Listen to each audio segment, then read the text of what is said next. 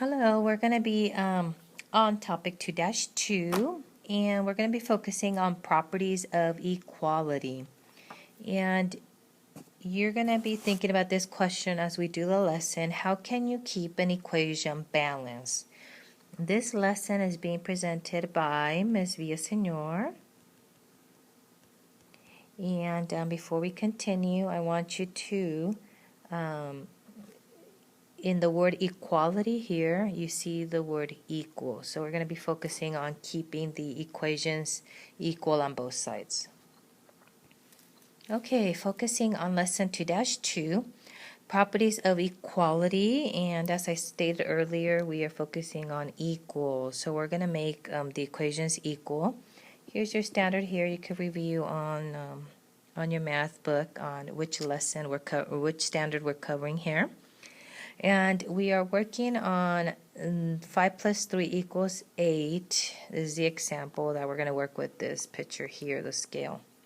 Now, we think of an equation as a pan balance. Okay, now when you're keeping a pan balance equal, you have to do, or think of a scale, right? You have to have both sides with the same measurements here, right? So on this scale here, if they have the same amount, and then you go and add 2 here, then you're going to add 2 more here, right? And we're going to describe that in as numbers here. So we agree that 5 plus 3 equals 8. So we're just going to rewrite what they have here.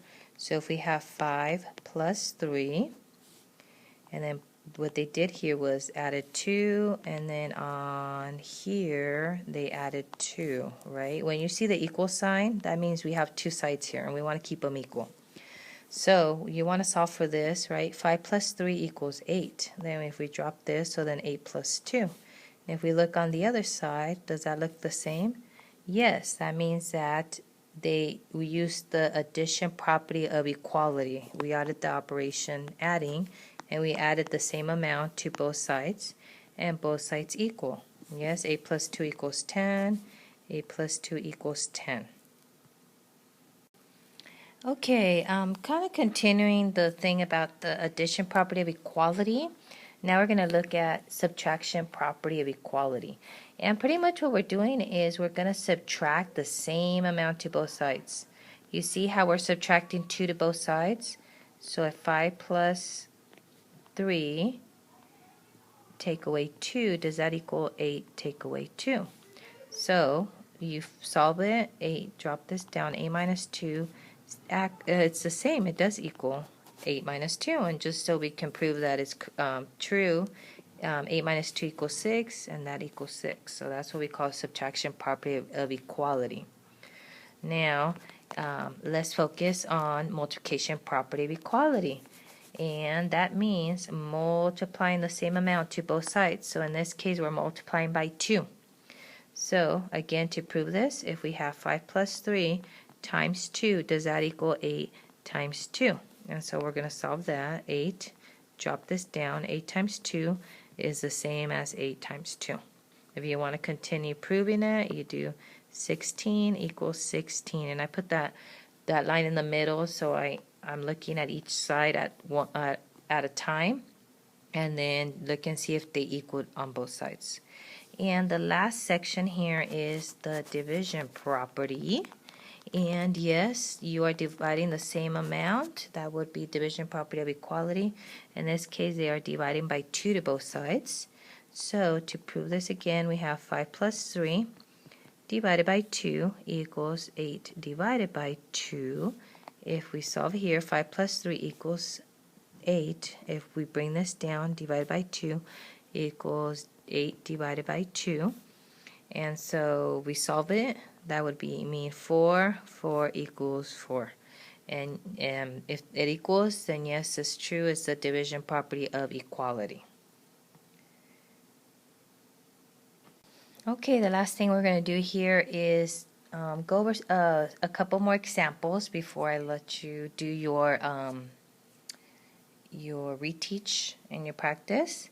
And some other examples could be here. They're asking if 12 plus 18 equals 30, Does 12 plus 18 plus 5 equals 30 plus 5? Why or why not? So according to them, yes, it would be the same because 5 was added to both sides of the equation. The only thing you want to do is you want to double check that 12 plus 18 equals 30, right? So if 12 plus 18 equal 30, then yes, that's correct. So 30 plus 5 equal 30 plus 5. So that is why it would be yes, because 5 was added to both sides, but I would check that all the numbers are added up and they're equal to both sides, okay? Now, the other example they have on the other side here is division property of equality. If 4x equals 20, if 4x equals 20, does 4x divided by 4 equal 20 divided by 5? Okay, so if 4x equals 20, that means that whenever we see 4x, then we have divided by 4 equals 20 divided by 5. That means when I see this, this means 20, so I'm going to replace that with 20. Then we have 20 divided by 4. Does that equal to 20 divided by 5? No, because both sides of the equation are not divided by the same amount. This one's divided by 4, this one's divided by 5. So in this case, no, this would not, both sides of the equation are not divided by the same amount, so this would not give you the division property of equality. Any questions? Go ahead and go over your reteach samples. You can ask a partner for help or ask your teacher for additional help.